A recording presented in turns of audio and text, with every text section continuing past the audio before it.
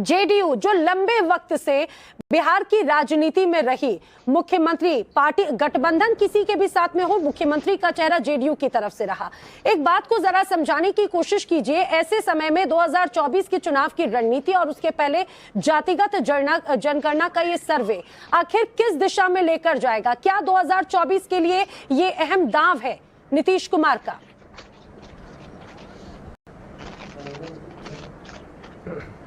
देखिए, नीतीश कुमार जी ने कभी चुनाव के मद्देनजर चीजें नहीं की। महिला आरक्षण का ढोंग भारतीय जनता पार्टी के लोग बजा रहे हैं, लेकिन नीतीश कुमार जी ने 2005 में सत्ता संभाली थी। सत्ता में आते के साथ अगले ही साल महिलाओं को यहां पंचायती राज चुनाव में 50% आरक्षण दिया, नियोजित शिक्षकों में 35% आरक्षण दिया, बिहार की बेटियों को 35% आरक्षण मिलता है सरकारी नौकरियों में, और 33% सीटें आरक्षित हैं इंजीनियरिंग और मेडिकल कॉलेजेस में प्रवेश पाने के लिए, और माफ कीजिएगा 50% आरक्षण नियोजित शिक्षकों में भी मिला है।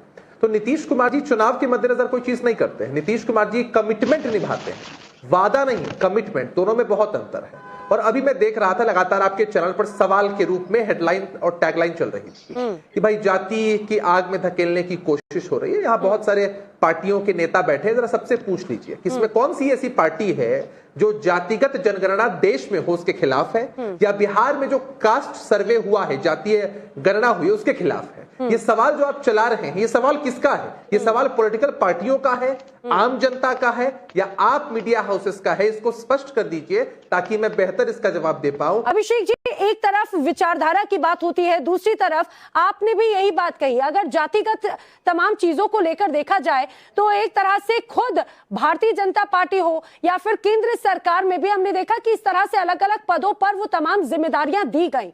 खुद अगर हम राष्ट्रपति को देखें तो उसी तरह की भूमिका में वो नजर आई और वहां से ही लेकर आए।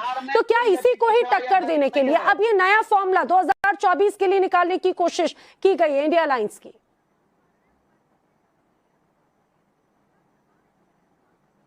अभिषेक, आपके टीवी चैनल पर जो भी दल एनडीए में शामिल है, उनके प्रवक्ताओं के बयान से उनका राजनीतिक दोहरा चरित्र साफ तौर पर दिख रहा है।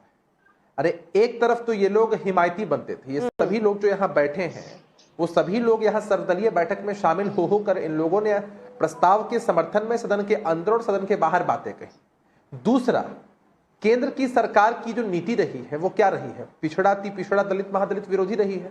नहीं तो बाबू जगजीवन राम के नाम पर चल रही छात्रावास योजना को बंद नहीं करते, पहली से लेकर 8वीं तक के विद्यार्थियों की, अति पिछड़ा समाज के लोगों की छात्रवृत्ति को बंद नहीं करते। जब इन्हें राष्ट्रपति पद का उम्मीदवार बनाना होता है तब ये उनकी जाति बताते हैं, चाहे वो महामहिम राष्ट्रपति महोदया द्रौपदी मुर्मू जी का मसला हो या इससे पहले रामनाथ कोविंद जी का मसला हो। प्रधानमंत्री जी खुद को पिछड़ा बताते हैं, पूरी भारतीय जनता पार्टी उसकी मार्केटिंग में लग जाती है।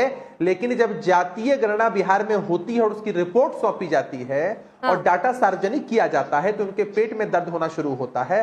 मैं चुनौती देता हूं आपके चैनल पर कि जरा इनसे पूछिए कि ये लोग जातीय गणना के पक्ष में है कि नहीं है। और दूसरा, चुनौती है, सुन लीजिए और कहिए, बताइए सचमुच कि अगर ये आंकड़े सार्वजनिक होते हैं तो इससे जातीय विद्वेष फैलेगा बिहार में। जी, जब तक हमारे साथ होते हैं तब तक पक्ष में चिल्लाते हैं। लेकिन